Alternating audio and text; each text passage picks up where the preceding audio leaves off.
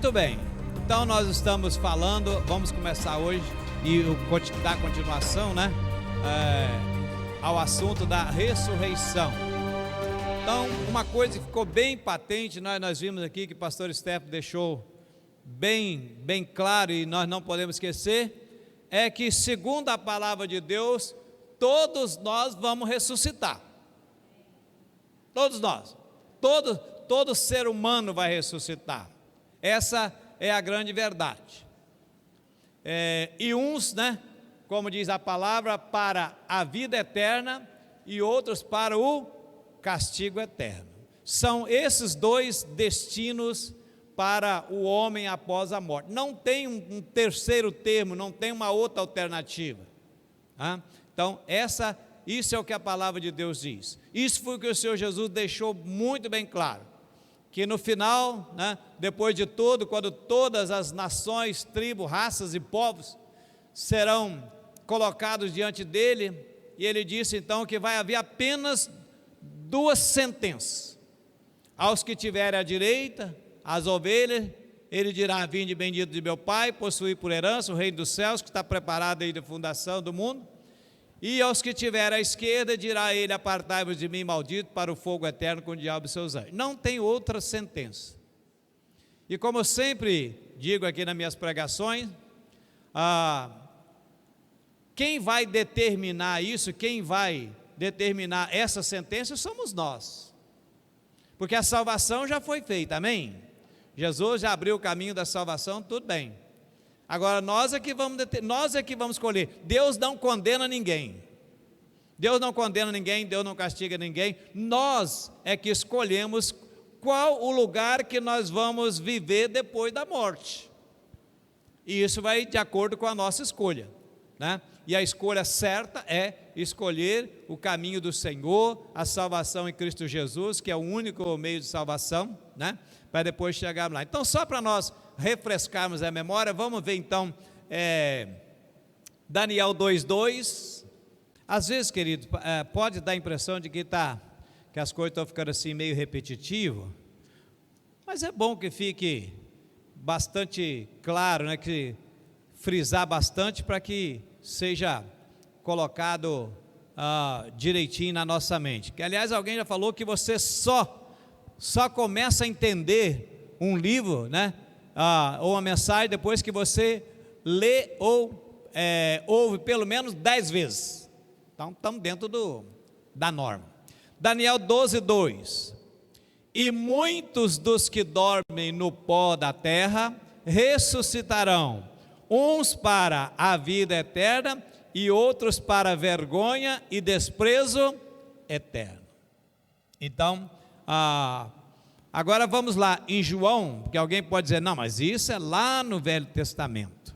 Então vamos ver João 5, 28 e 29. Não vos maravilheis disto, porque vem a hora em que todos os que estão nos sepulcros ouvirão a sua voz.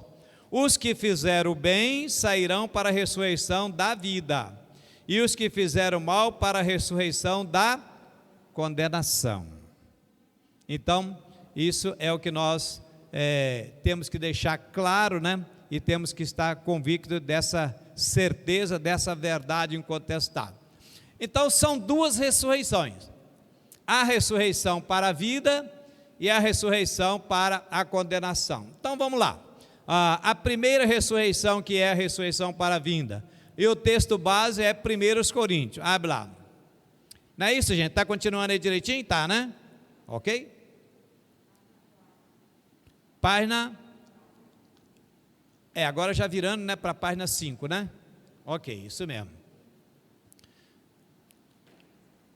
Então eu preciso que você abra, deixe aberto aí, que nós vamos discorrer todo esse capítulo, que é talvez o capítulo, né, mais explícito a respeito da ressurreição. Normalmente todas as dúvidas a esse respeito são tiradas neste capítulo, né? Aliás, Paulo é fantástico, né? Não tem um assunto da Bíblia que Paulo não aborda e procura deixar claro. Então, amém para todo mundo? Então vamos lá.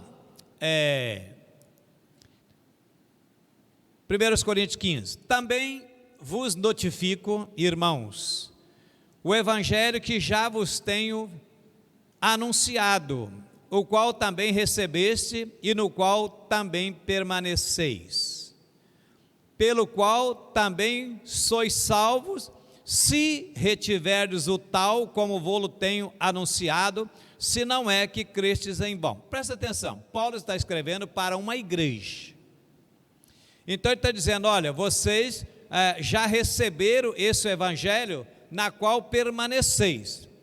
Observe que Paulo está falando aqui para crentes verdadeiramente que permanecem no evangelho, que estão firmes na presença do Senhor. Por quê? Porque Paulo está usando, as palavras do Senhor Jesus. O que Jesus disse? Que aquele que permanecer até o fim será salvo. Então Paulo dizendo, olha, nesse evangelho que vocês receberam, a qual vocês permanecem, verso 2, pelo qual também sois salvos, se retiver como vou anunciado, se não é que... Ou seja, se vocês continuarem firmes. Amém, gente? Então vamos lá, 3, porque primeiramente vos entreguei o que também recebi, que Cristo morreu por nossos pecados segundo as Escrituras. Nós já sabemos, bem disso aí, ok? 4, e que foi sepultado e que ressuscitou ao terceiro dia, segundo as Escrituras. 5, e que foi visto por Pedro, ou Cefas, conforme a tradição, depois pelos 12, depois foi visto uma vez por mais de 500 irmãos, dos quais vive ainda a maior parte, mas alguns já dormem também. Depois foi visto por Tiago, depois por todos os apóstolos. Então veja bem, o que ele estava dizendo aqui? Como o assunto é sobre a ressurreição, para responder a respeito da ressurreição, ele está mostrando aqui que não tem como negar a ressurreição de Jesus. Ele está dizendo, gente, olha, ele foi visto por Pedro, foi visto pelos 12, nós temos esses textos, não vamos chegar lá, mas nós conhecemos muito bem. Depois foi visto por mais de 500 irmãos, dos quais a maior parte ainda vive. Ora, se Jesus ressuscitou, Jesus estava aos 33 anos de idade, essa carta foi escrita no ano 55, certamente, como ele disse, muitos ainda estão vivos e pode comprovar isso. Ou seja, querido, o que Paulo está querendo dizer, e que a Escritura quer dizer para mim e para você, que realmente Jesus ressuscitou, para mostrar, e nós vamos no discorrer do texto, mostrar que a ressurreição é uma verdade, não é verdade? Então vamos lá, então apareceu para essas pessoas, e por derradeiro de todos apareceu também a mim, como um abortivo, ou seja, além de ter aparecido para eles, apareceu também para mim. Isso aconteceu, você sabe, no caminho de Damasco. E ele diz assim, a mim como um abortivo. O que é um abortivo? Um abortivo é um nascimento fora do tempo, certo? Então isso é um aborto, um nascimento fora do tempo. Ou seja, Paulo não foi do tempo dos apóstolos, mas ele surgiu depois, ou seja, como um fora de tempo. 9, porque eu sou o menor dos apóstolos, que não sou digno de ser chamado apóstolo, pois que persegui a igreja de Deus. Querido, às vezes a gente vê uma palavra dessa, Paulo está dizendo assim, eu sou o menor. Ora, se ele era o menor, fez o que fez, e ele está dizendo, não sou nem digno de ser chamado apóstolo. Querido, isso traz uma responsabilidade tão grande para nós, um homem do quilate de Paulo poder dizer isso, a gente fica realmente preocupado, 10, mas pela graça de Deus sou o que sou, e a sua graça para comigo não foi vã, antes trabalhei muito mais do que todos eles, todavia não eu, mas a graça de Deus que está comigo. Querido, uma coisa que nós não podemos nunca, jamais esquecer, isso tem que ficar na minha cabeça, martelando e na sua, esse troço tem que estar no nosso coração assim, enraizado, é que a coisa mais preciosa para a nossa vida é chamada graça. Por isso Paulo está dizendo, eu sou o menor dos apóstolos, eu persegui a igreja do Senhor, eu fiz um monte de coisa, aquilo que eu gostaria de fazer eu acabo não fazendo, e o que eu quero fazer não faço, o que eu não gostaria eu acabo fazendo. Tudo isso ele está dizendo assim, eu só sou o que sou pela graça de Deus. Querido, eu só sou um pregador do Evangelho pela graça de Deus. Ei, você só é um instrumentista pela graça de Deus. Você só é uma mulher abençoada, você só é uma esposa abençoada, você só é um grande empresário, querido, tudo pela graça de Deus, porque nós mesmos nós não conseguiríamos nada. Então eu amo essa palavra quando ele diz, pela graça de Deus eu sou o que sou, ou seja, não é por mim, não é por você, amém, querido? Então diga assim, pela graça de Deus, eu sou o que sou.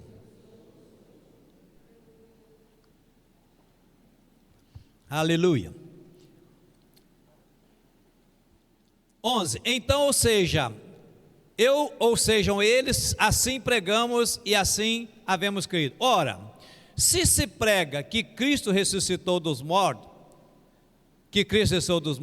como dizem alguns dentre vós que não há ressurreição dos mortos?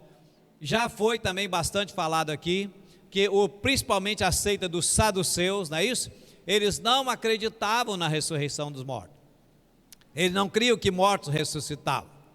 Então Paulo dizendo, 13, se não há ressurreição do morto, então Cristo também não ressuscitou. Ele está dizendo, e isso vocês não podem afirmar, porque ele foi visto por tal, mostrando que tinha prova suficiente de que Cristo ressuscitou. Então, como é que vocês podem dizer aquilo? 14, e se Cristo não ressuscitou, logo é vã a nossa pregação e também é vã a nossa fé. Por quê? Porque nós pregamos, como diz ele também, né, em outra passagem, dizendo, nós pregamos a Cristo ressuscitado. E a nossa fé está em quem? A nossa fé está em Cristo. Mas a nossa fé está num Cristo ressuscitado, não num Cristo morto. Por que estaríamos aqui estudando essa palavra se Cristo não tivesse ressuscitado? Adorando um Cristo morto? Que valor teria isso para nós? É isso que ele fala. A nossa pregação seria em vão e a nossa fé muito mais, né? Estaríamos como que perdendo o nosso tempo. 15. E assim somos também considerados como falsa testemunha de Deus, porque testificamos de Deus que ressuscitou a Cristo, ao qual, porém, não ressuscitou, se na verdade os mortos não ressuscitam. Ou seja, além de tudo isso, nós estaríamos sendo falsas testemunhas, afirmando que Cristo ressuscitou, se ele não tivesse ressuscitado. Então Paulo, observe que o assunto é da ressurreição, e Paulo está tentando provar para os coríntios, para as pessoas daquela época, né, que não tem como negar a ressurreição de Cristo. Graças a Deus que nós não temos nenhuma dúvida a respeito disso. Alguém tem dúvida a esse respeito? Não, claro que não, né? Muito bem, vamos andar mais. Porque se os mortos não ressuscitam, também Cristo não ressuscitou. E se Cristo não ressuscitou, é vã a nossa fé e ainda permanecemos nos nossos pecados. E também os que dormem em Cristo estão perdidos. Se esperamos em Cristo só nesta vida, somos mais miseráveis de todos os homens. Ele está dizendo o seguinte, se não há ressurreição, então aqueles que dormiram em Cristo estão perdidos. Ou seja, o que adiantou eles terem recebido Jesus como Salvador, aceitado a palavra de Deus, aceitado, né, que Jesus ressuscitou, e se agora vocês veem com essa história que ele não ressuscitou, ou seja, perderam o tempo? Querido, nunca foi, não é e jamais será perda de tempo acreditar em Jesus e na sua ressurreição. É a nossa divina esperança, é a nossa segurança, é o fato de que Cristo ressuscitou. Ou seja, nós temos uma esperança, nós temos uma certeza, nós não estamos sendo enganados. Amém, gente? Amém, amém? Muito bem. Então, nesse primeiro tópico aí, né, de coisas, é o fato de que a ressurreição de Cristo nos dá, então, essa esperança futura. Não é verdade? Por todas essas razões que ele citou, nós estamos seguros de que Cristo ressuscitou e é a nossa certeza de que vamos ressuscitar. Vamos em frente então, agora, a partir do verso 20. Mas agora Cristo ressuscitou dos mortos, ou seja, já, né, com essa certeza, Cristo ressuscitou dos mortos e foi feito as primícias dos que dormem. Porque assim como a morte veio por um homem, a morte veio por causa de quem, gente? Por causa de Adão. Por um homem, também a ressurreição do morto veio por um homem. De quem? De Jesus, amém? Porque assim como todos morrem em Adão, assim também todos serão vivificados em Cristo. Ou seja, por Adão, pelo pecado de Adão, né? A morte entrou no mundo como consequência do pecado, né? E nós não estamos falando aqui de morte física, né? Nós estamos falando da morte espiritual. Então, entrou, mas Cristo veio para que nós não continuássemos mortos espiritualmente, para que nós pudéssemos reviver espiritualmente, para que nos fosse concedido a reconciliação com Deus e assim podemos ter acesso a Ele novamente. Por isso que Cristo veio, por isso que Ele veio como homem e tinha que ser como homem. Amém, gente? 23, mas cada um a ressurreição vai ser cada um por sua ordem. Cristo, as primícias, já ressuscitou, amém? Cristo já ressuscitou. Vou cantar não, que vocês vão ficar empolgados, então não, né? Mas já ressuscitou, amém? Então, Cristo, as primícias, depois os que são de Cristo, né? Na sua vinda.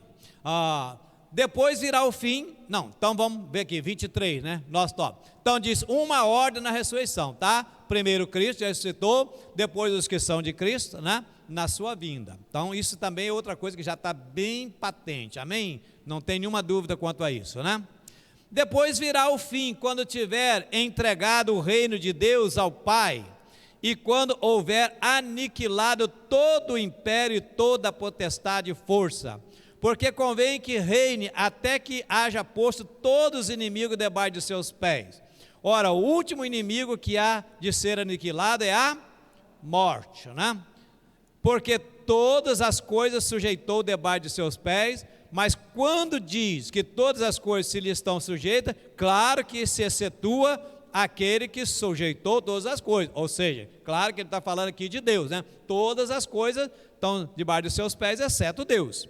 28, e quando todas as coisas lhe estiverem sujeitas, então também o mesmo Filho se sujeitará àquele que todas as coisas lhe sujeitou, para que Deus seja tudo em todos. 28, né? Então, o reino de Cristo, né? O estado eterno, ou seja, então, depois que todas as coisas estiverem colocadas debaixo dos pés, ou seja, sob a autoridade do Senhor. 29. De outra maneira, que farão os que se batizam pelos mortos, se absolutamente os mortos não ressuscitam? Por que se batizam eles então pelos mortos? Querido, havia também uma seita que batizava pelos mortos. E pelo que eu sei, quem ainda segue esse ritual hoje são os chamados Mormons, a Igreja de Jesus Cristo dos Santos dos Últimos Dias. Eles ainda realizam isso. Uma pessoa, por exemplo, morreu, não foi batizada. Então, outra pessoa se coloca no lugar dele e é elevada às águas, né, como no lugar daquela pessoa batizada. Quer coisa mais ridícula do que isso? O engraçado é que batiza, mas não fica no hall de membro não, né? Ué, claro que não, está morto o hall de membro. Então para que isso? Aliás, vamos ver de repente, quem sabe, talvez o próximo estudo a gente coloca aí sobre seita, alguma coisa, porque os mormons têm uns negócios que eu não sei como é que tem gente que não acredita nesse negócio. E tem muito. Estados Unidos, né, principalmente. Mas eles ainda fazem isso, batizam pelos mortos, né? Não tem cabimento uma coisa dessa, né? 30. Porque estamos nós também toda hora em perigo? Eu protesto que cada dia morro gloriando-me em vós, irmãos, por Cristo Jesus nosso Senhor. Se como homem combati em Éfeso contra as bestas, gente, ele não está falando aqui de animal não, tá? Está falando daqueles homens, né, que realmente se levantaram. Paulo sofreu muito, né, contra esse tipo de gente, principalmente em Éfeso. Paulo foi perseguido demais da conta.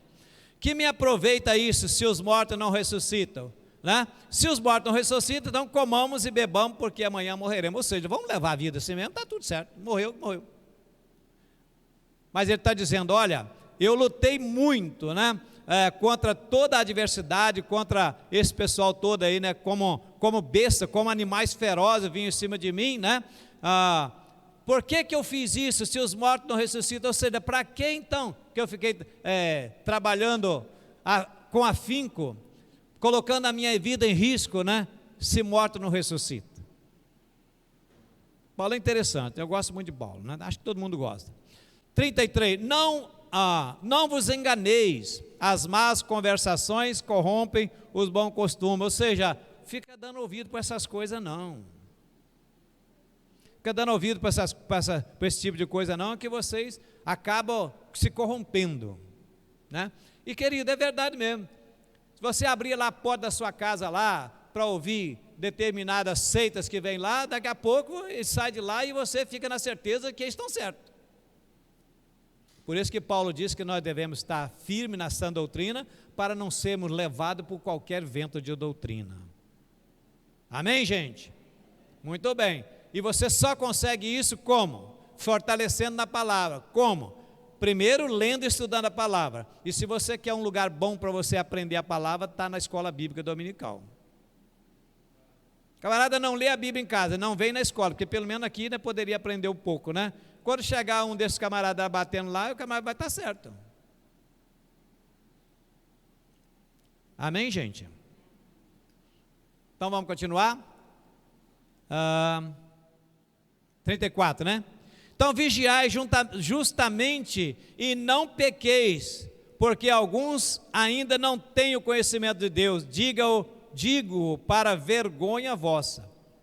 Mas alguém dirá: como ressuscitarão os mortos e com que corpo virão? Bom, agora a gente já vai entrar numa outra etapa aí, né? Então nós estamos falando da ressurreição. Aí ele diz assim, insensato. Ou seja, né? Quem tem a versão da NTLH? Quem tem? Fala, Raquel. Versículo 30, não. Tem? 35. Mas se alguém perguntará, como é que os mortos são ressuscitados? 36. Como eles morreram em seu corpo. Quando você semeia uma semente na terra, ela só brota. Pois é, como que ele começa o 36? Insensato também? Tolos. Ou seja, sem conhecimento, né? Sem sensatez, ou seja, sem convicção, sem conhecimento, né? Então ele está dizendo assim, olha, né? Insensatos, o que tu semeias não é vivificado, se primeiro não morrer. Ou seja, aliás, o próprio Senhor Jesus disse isso: se o grão de trigo cair na terra e não morrer, não dá fruto. A primeira semente morre, para que depois ela brota. Então, ou seja, eu e você vamos ter que morrer para esse corpo, para que possa haver uma ressurreição com outro tipo de corpo. Amém, gente? Então, primeiro morrer. E quando semeia, não semeais o corpo que há de nascer, mas o simples grão como de trigo ou de outra semente qualquer. Ou seja, se você semear trigo, você vai colher trigo, vai nascer trigo, não vai nascer outro tipo, né? Mas Deus dá-lhe o corpo como quer, e cada um semente o seu próprio corpo.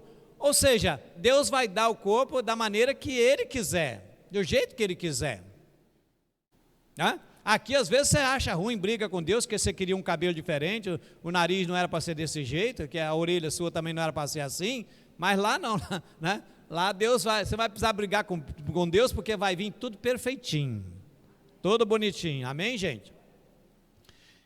Mas Deus dá-lhe o corpo como é que é? 39, nem toda a carne é uma mesma carne, mas uma é a carne dos homens, e a outra a carne dos animais, e a outra a carne dos peixes, e outra a das aves, mas tudo é carne, não é? Então, nós vamos receber corpos celestiais, nós não sabemos como, mas vai ser corpo celestial, glorificado, só sabemos isso, que será um corpo glorificado. A gente entende, né, pelo que a palavra nos dá, quando Jesus foi visto lá no Monte da Transfiguração, né, com o corpo glorificado, né, a gente entende que será mais ou menos naquele estilo, né? Mas nós não temos noção de como é que é, só sabemos que será um corpo glorificado. E se esse corpo é glorificado, não importa, né? De que forma importa que glorificado é coisa, vamos dizer assim, linda, bonita e perfeita, porque Deus não faz nada ruim, feio e imperfeito. Hã? É um corpo top, né? Como diz o pastor Estevão, né? 40. E há corpos celestes e corpos terrestres, mas uma é a glória do celeste e a outra é a glória dos terrestres. Eu prefiro a glória do celeste. Amém, gente? Tem gente que corre tanto atrás da glória, né, do corpo terrestre, né? O problema é que você pode correr muito atrás da glória do corpo terrestre e correr o risco de ficar sem a glória do celeste. Aí, né? Foi isso que Jesus falou lá com o rico lá. Ó, você já ganhou lá, meu filho. Não era isso que você queria? 41, uma é a glória do sol, outra é a glória da lua, a outra a glória das estrelas, porque uma estrela difere em glória da outra estrela, ou seja, não acredito, como está falando aqui, que a gente vai ser todo mundo igual um caminhão de japonês, não acredito que vai ser tudo igual, né? Vai ter diferença, porque ele está dizendo que tudo é estrela, mas estrela tem diferença, né? No tamanho, no brilho, algumas coisas assim, né? Então, não acredito, porque senão ficava, até parece que um negócio assim meio monótono, né? Olhar para a cara de um, a cara do outro, não precisa nem de espelho.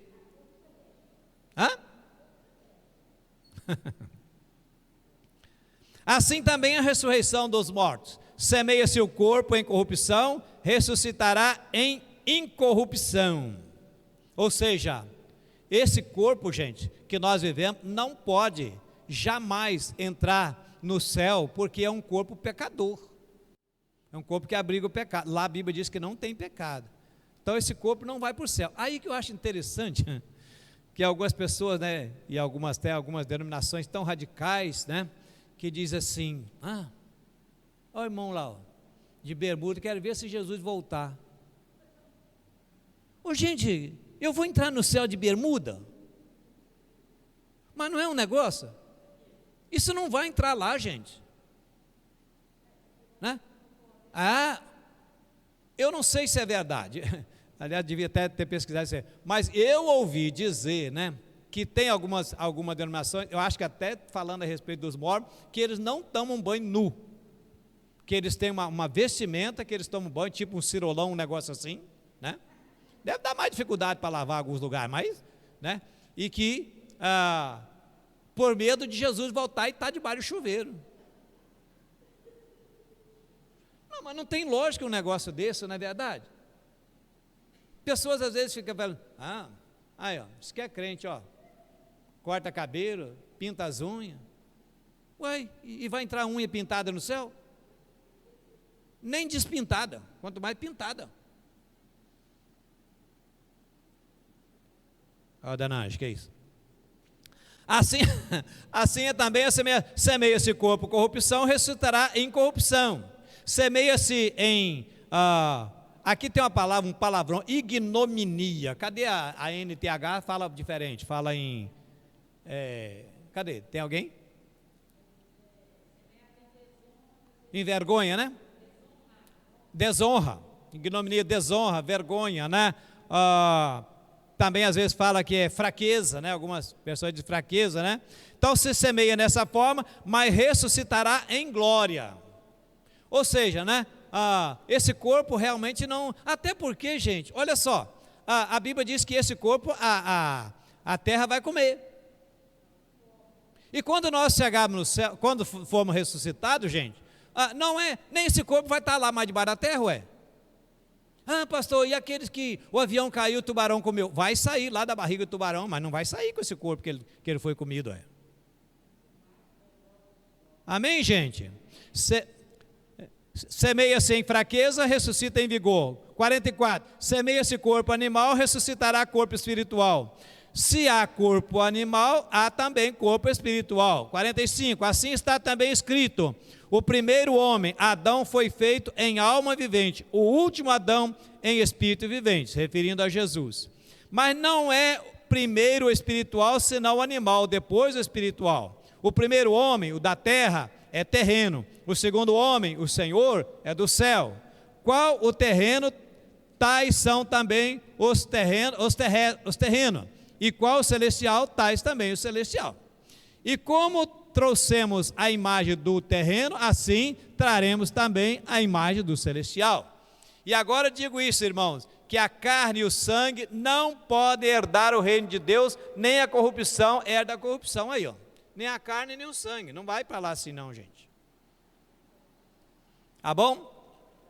Agora, é claro que eu estou falando aqui que você, por uma questão de testemunho, de postura, você sendo cristão, né? Você não deve andar de qualquer jeito, né? Pela rua, né?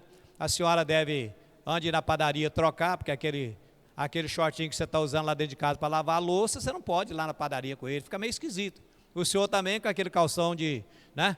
Vamos dizer assim, todo estranho para lá andar no meio da rua também não pode, não deve. É uma questão de testemunho, de postura, né? Mostrar a diferença, mas dizer que porque você está usando uma bermuda você vai para o inferno, meu Deus do céu. Até porque, gente, se você colocar um negócio desse, então a salvação que você tem em Cristo Jesus não vale nada, não te dá segurança? Porque se você andar de bermuda, você corre o risco de não subir. Ué, então, a roupa tem mais valor do que Cristo Jesus? Não pode, né? São coisas que não dá nem para imaginar um negócio desse. Hã? Então, e agora digo isso, 51, eis aqui vos digo um mistério, na verdade nem todos dormiremos, mas todos seremos transformados, num momento, num abrir e fechar de olhos, ante a última trombeta, porque a trombeta soará, e os mortos ressuscitarão incorruptíveis, e nós seremos transformados. Amém, gente? Num abrir e piscar de olhos. Dá uma piscada de zóio e ver quanto tempo deu para marcar. Não deu nem para marcar tempo, né?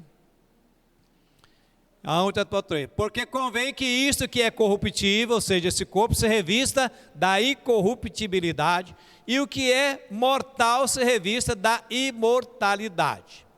E quando isto que é corruptível se revestir da incorruptibilidade, e isto que é mortal se revestir da imortalidade, então cumprir-se-á a palavra que está escrita: tragada foi a morte na vitória. Aleluia, glória a Deus.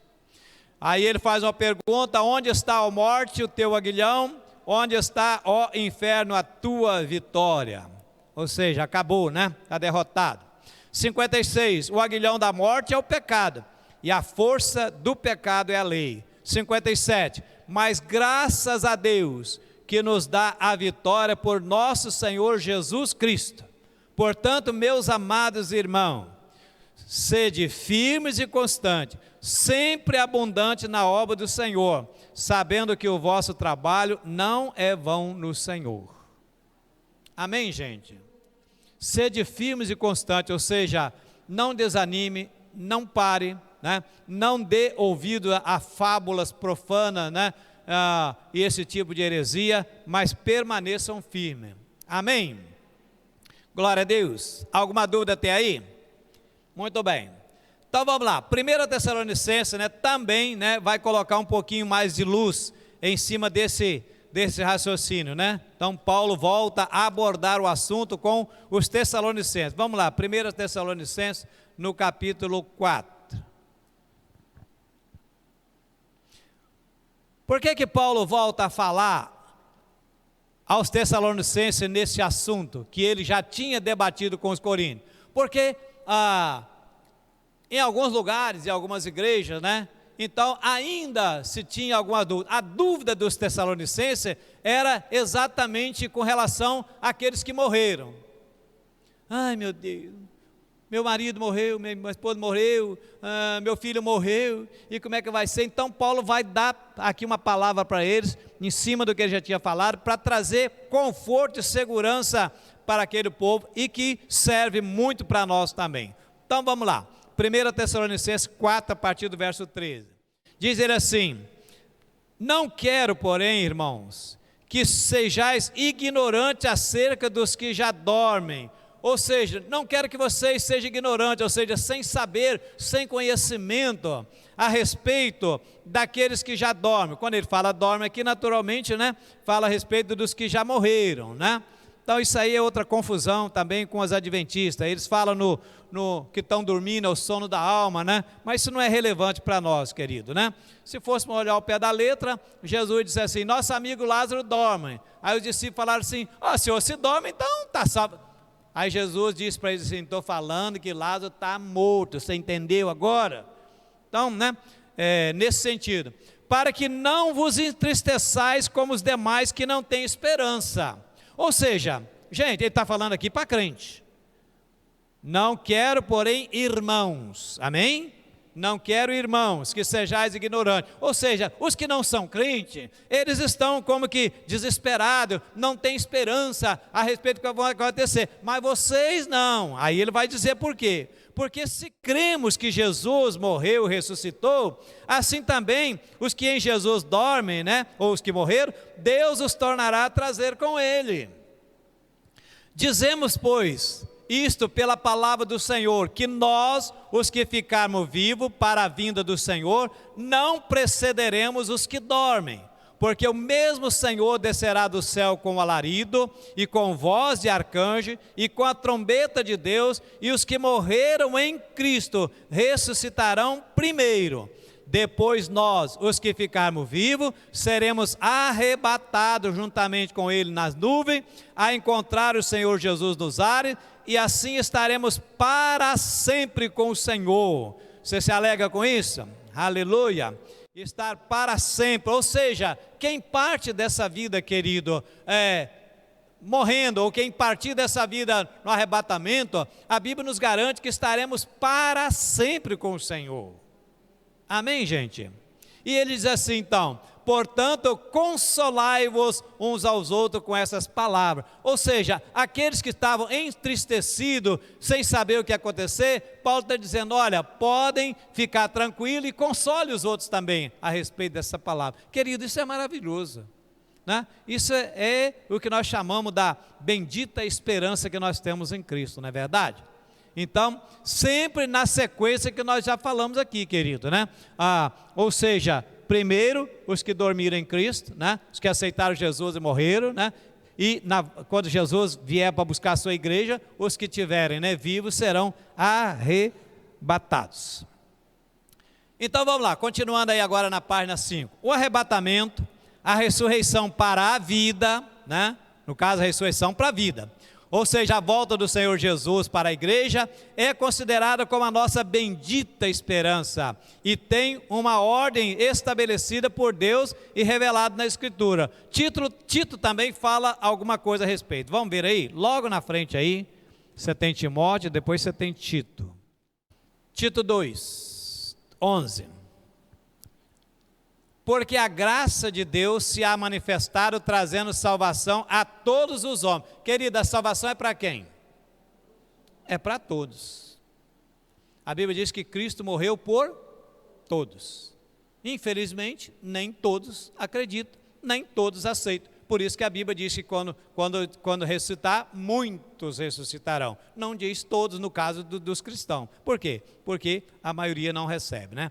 12, ensinando-vos que renunciando à impiedade e às concupiscências mundanas, ou seja, se você recebeu Jesus como Senhor e Salvador da sua vida, ele está dizendo aqui, né, trazendo salvação, e se você renuncia à sua vida de impiedade, ou seja, a vida de ímpio, se você renuncia às concupiscências mundanas, ou seja, os desejos da carne, né, se você vive neste presente século de forma justa, de forma piamente, aguardando, né, a bendita esperança e o aparecimento do Senhor Jesus, Deus, o nosso Senhor Jesus Cristo, o qual se deu a si mesmo por nós, para nos remir de toda iniquidade, purificar para si um povo seu, zeloso de boas obras. Fala disto, exorta e repreende com toda autoridade, ninguém te despreze. Paulo está dizendo, olha, pode falar disso com toda autoridade, porque esta é a verdade.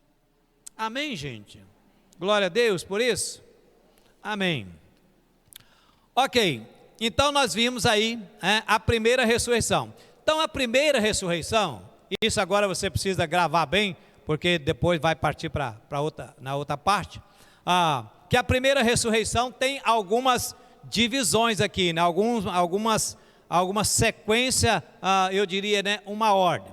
Então, quem vai ressuscitar primeiro? Cristo, as primícias, já ressuscitou. Amém? Cristo já ressuscitou, né? Depois os que morreram em Cristo, ou seja, né, aqueles que partiram dessa vida, né, que aceitaram Jesus como Salvador. Depois, os crentes vivos serão transformados no arrebatamento, nós vimos aí, né? Então, vão ser transformados no arrebatamento. Agora, tem também, nós estamos falando de ressurreição, gente. Tem também a ressurreição das duas testemunhas no final dos primeiros 3 anos e meio da tribulação. Vamos dar uma olhada nisso? Apocalipse 11. Amém? Apocalipse 11 diz assim, vamos começar logo no primeiro verso. E foi-me dada uma cana semelhante a uma vara de medir, e chegou o anjo e disse, levanta e mede o templo de Deus, e o altar, e os que nele adoram. E deixa o átrio que está fora do templo e não meça, porque foi dado às nações, e pisarão a cidade santa por 42 meses, ou seja, né, durante o reinado do anticristo. 3. E darei poder às minhas duas testemunhas, e profetizarão por 1260 dias vestidos de saco. Gente, quanto dá 1260 dias? 3 anos e meio, tá bom? Que são os primeiros 3 anos e meio da grande tribulação. 4. Estas são as duas oliveiras e os 2 castiçais que estão diante do Deus da terra. E se alguém lhes quiser fazer mal, fogo sairá da sua boca e devorará os seus inimigos. E se alguém lhes quiser fazer mal, importa que assim seja morto. Este tem poder para fechar o céu, para que não chova, nos dias de sua profecia, tem poder sobre as águas para convertê-las em sangue, e para ferir a terra com toda a sorte de praga, todas quantas vezes quiser. Gente, 2 testemunhas. Quem é que tinha poder para fechar o céu para não chover? Quem? Elias. Quem é que tinha poder para tocar as águas e transformar em sangue? Quem? Moisés. A Bíblia não diz, mas fica bem claro que essas 2 testemunhas que aparecerão durante os primeiros 3 anos e meio da tribulação, seja Elias e Moisés. Ok, mas eles, a Bíblia diz que Deus sepultou Moisés, ninguém nunca achou o corpo. Elias nós sabemos muito bem, né, que Elias, né, foi levado, né, num redemoinho, tá? Mas então tudo indica, sem sombra de dúvida, os teólogos são 100% nessa questão, que se trata de Elias, e no final, gente, essas testemunhas, elas vão aparecer, esses 2 irmãos vão aparecer. 7. E quando acabar o seu testemunho, a besta que sobe do abismo lhes fará guerra e os vencerá e os matará. Aí sim eles serão mortos. E os jazerão seus corpos mortos na praça da grande cidade, que espiritualmente se chama Sodoma e Egito, onde o seu Senhor também foi crucificado. Onde Jesus foi crucificado? Jerusalém. Ou seja, essas 2 testemunhas serão mortas e ficarão 3 dias mortos, expostos na praça pública de Jerusalém. Querido, todo mundo vai ver? Claro que vai. Hoje você pega a televisão, você vê o mundo todo através da televisão, e aquilo vai ficar lá exposto, por ordem evidentemente do anticristo. 9. E os homens de vários, presta atenção agora, e os homens de vários povos, tribos e línguas, ou seja, nações, verão seus corpos mortos por 3 dias e meio, e não permitirá que os seus corpos sejam postos em sepulcro, vai ficar lá. E os que habitam na terra regozijarão sobre eles, e se alegrarão e mandarão presente uns para os outros, porquanto esses 2 profetas tinham atormentado os que habitavam sobre a terra. Ou seja, eles tinham poder para descer fogo do céu, eles tinham poder para transformar água em sangue, ele podia falar uma palavra, soprar e as pessoas morrem, ou seja, era um terror para eles. Agora você vê que engraçado, ao invés deles aceitarem, porque se eles vieram como testemunho do Senhor, certamente vieram para falar do amor de Deus, sim ou não? E não vinham para castigar ninguém, eles vinham como testemunha. Imagine que as pessoas, ainda assim, os povos, as nações, os líderes, os governantes das outras nações, querido, incomodados, claro, porque ninguém quer perder o seu poderio. Por que Jesus foi crucificado? A Bíblia diz que foi por inveja, a liderança. E não vai ser diferente, todos vão ficar, quando morrer, né? Quando o anticristo, que é o diabo, né, matar essa testemunha, vai receber presente, elogios, etc, etc. Depois daqueles 3 dias e meio, olha que coisa linda, o Espírito de vida, vindo de onde? Repete para mim, vindo de onde? Vindo de Deus, fez o quê? Entrou nele e puseram-se sobre os seus pés e caiu grande temor sobre os que viram. Aleluia. Já pensou? 3 dias e meio morto lá na praça, de repente o Espírito de Deus vem e eles reviveram. E ouviram uma grande voz do céu que lhe dizia: sobe para cá, ou seja, venha. E subiram do céu em uma nuvem, e os seus inimigos o viram. E naquela mesma hora houve um grande terremoto, caiu a 10ª parte da cidade, e no terremoto foram mortos 7.000 homens, e os demais ficaram muito atemorizados e deram glória ao Deus do céu. É passado o segundo ai, eis que o terceiro ai virá. Querido, esse ai de Deus, quando Deus fala ai daquele, meu Deus, será muito pior do que qualquer coisa que você já ouviu falar. Muito bem, então, continuando aí, né? Aí eu, na hora de digitar, errei. 1, 2, seria o 3, 4, mas vamos contar aqui, 5. As 2 testemunhas, então, elas são agora ressuscitadas, depois de morte. 6. Os santos da nova aliança e os mártires dos 7 anos de tribulação, aqueles que creram em Jesus, que morreram por causa disso, ressuscitarão na segunda vinda de Cristo, conforme Daniel 1 e 2, nós lemos lá, não foi? Vamos só dar uma olhada, já que nós estamos em Apocalipse 20, anda um pouquinho, dá uma aceleradinha aí, mas não pisa fundo não. Apocalipse 20, 5 e 6.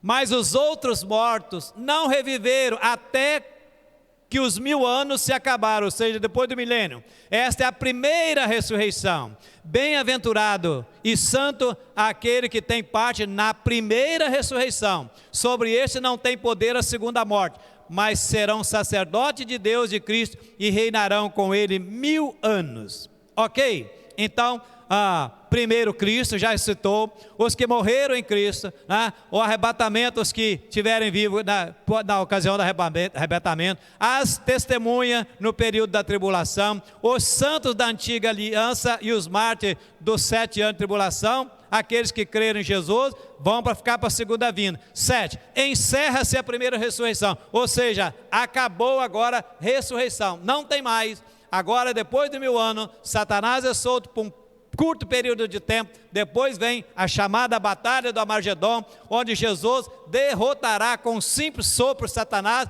e aí a Bíblia diz que ele irá para sempre para o inferno, para os seus anjos, para todos sempre.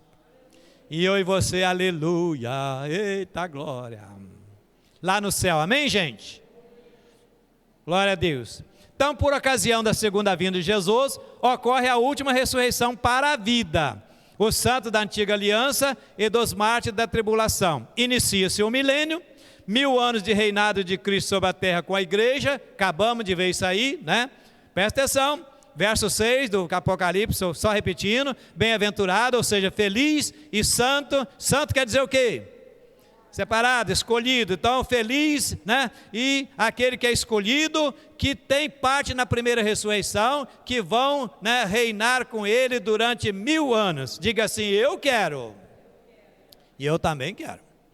Muito bem. Então, essa foi a primeira ressurreição. Sem graça. Hein? Isso, a batalha final. Não vai dar nem gosto, né? A Bíblia vai começar e Jesus vai. Segunda ressurreição para a condenação.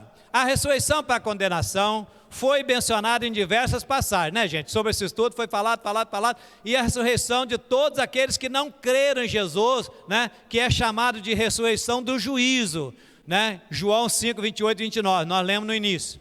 Daniel chamou de ressurreição para vergonha e horror eterno, também vimos no início. Os ímpios serão lançados no lago de fogo. Vamos ver aí, já que estamos em Apocalipse 20, 12 a 15.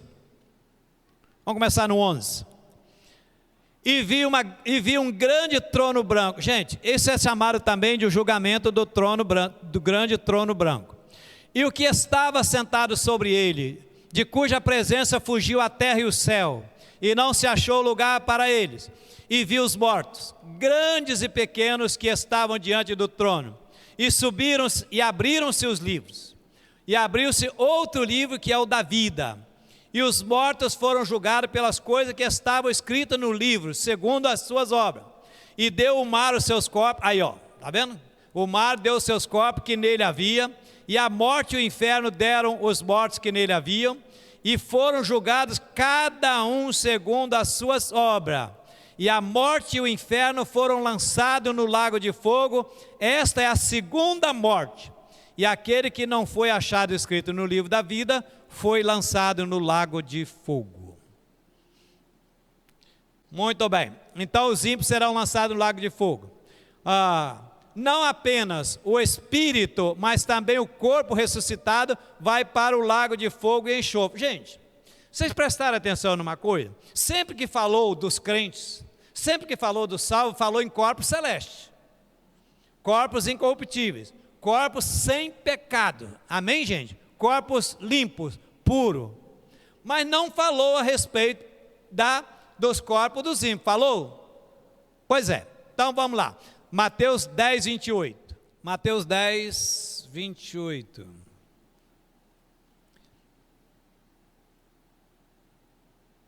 Não. Em Marcos eu não vou ver, né? Só vou ver se foi em Mateus, né? 10, 28. Olha assim. 10, 28. Isso é Jesus falando, hein? Palavra de Jesus. E não temais os que matam o corpo, e não pode matar a alma. Temei antes aquele que pode fazer perecer no inferno a alma e o... Quem que pode fazer isso? Não. Satanás não, gente. É Jesus que pode fazer isso. Entendeu? Ele pode fazer isso, não é coisa não. Tá? Não é, quer ver? Hã? Pois é, então, ele pode fazer isso. O que ele está dizendo assim? Perecer no fogo do inferno a alma e o corpo. Então, presta atenção. Você se lembra da parábola do rico e o Lázaro? Embora estava falando do Hades, lugar de tormento, mas a Bíblia diz que ele estava lá em corpo sofrendo a ponto de ele querer uma gotinha de água. Então, gente, na minha interpretação, e o que a Bíblia me dá respaldo para isso, é que os crentes vão para o céu com corpos incorruptíveis, corpos celestes. Por quê? Porque no céu não entra pecado, no céu não entra sangue e carne, né? Então nós vamos para este lugar com corpos corruptíveis. Mas os que forem para o inferno, segundo o que a Bíblia diz, eles vão inclusive com o corpo, digamos assim, esse corpo humano, onde eles vão ficar sofrendo sem que eles tenham um fim, ou seja, vão querer morrer, mas não vai ter como morrer, vão ficar sofrendo. Não é isso que Jesus disse? Que mandar a alma e o corpo para o inferno? E segundo o que nós temos, então, lá, porque é aquilo que a gente sempre fala aqui, né? O sofrimento, que alguém diz, morreu, acabou, chegou no inferno, sofreu, passou. Não, gente, a Bíblia diz que é castigo eterno, é sofrimento eterno, vida eterna para o salvo, sofrimento e castigo eterno por não salvo. Para ser castigado e sentir, tem que estar com esse corpo para sentir os efeitos do fogo que não apaga, do berne que fica mordendo, comendo o corpo, mas não acaba, e tudo que você pensar de coisa ruim, porque o inferno, por mais que a gente imagine um lugar ruim, a gente nem arranha, né, do que será. Pois é, ok, então as pessoas vão para o inferno e vão ficar, a Bíblia diz, queimando lá, né, virando churrasco lá, mas não vai queimar, você não vai dar para comer porque a carne vai continuar dura, né. Então, né, de vez em quando Satanás vai dar uma espetadinha assim, né? Isso tudo é imaginação da gente, né? Mas eu creio dessa forma. Porque, veja bem, eu já citei isso aqui, não sei, muito deve lembrar. Imagine que aqui a gente tem muita iluminação, né, na cidade. Quando você está no interior, numa daquelas noites escuras, tem noite que é escura mesmo, né? Noite escura. E aí você está na escuridão. A Bíblia diz que quem está no inferno está nas trevas, está na escuridão. Se tem lá, igual antigamente tinha aquelas fazendas, com aquele monte de janela, aquele negócio, está tendo uma festa lá dentro, né? E está claro, quem está aqui no escuro está vendo tudo que está lá, está ou não está? Está vendo o pessoal se alegrando, bebendo, a música e tal. Mas quem está lá no claro vê quem está no escuro? Não. Então, querido, quem está no céu, na festa, né, nas bodas do Cordeiro, não vai ver quem está nas trevas. Mas quem está na treva vai ver quem está lá. Porque sabe que é o que aconteceu com o rico e Lázaro. Sabe por quê, querido? Porque isso vai aumentar ainda mais o sofrimento. Olha lá, Ruth, quantas vezes falou comigo e eu não acreditei. Você não acha que isso vai dar um sofrimento ainda maior? Meu Deus, quantas vezes falou comigo. Eu ouvi tantas mensagens pela televisão, por rádio. Eu acho que isso aumenta ainda mais o sofrimento, né? Gente, então, ok. Barará, ok, não tem muito a falar. Importante, o arrebatamento e a segunda vinda de Jesus, eles são eventos. Gente, arrebatamento é uma coisa, segunda vinda de Jesus é outra, tá? Você vai encontrar alguém que vai falar que é a mesma coisa. Queridos, não altera. Se você chegar para me levantar a mão, pastor, dá licença, pois não, à vontade. Pastor, eu creio que arrebatamento e a segunda vinda é a mesma coisa. Amém, irmão. Glória a Deus por isso. De qualquer forma, vamos estar lá mesmo. Isso não impede você e eu continuar, né, convivendo juntos sem problema nenhum. Amém.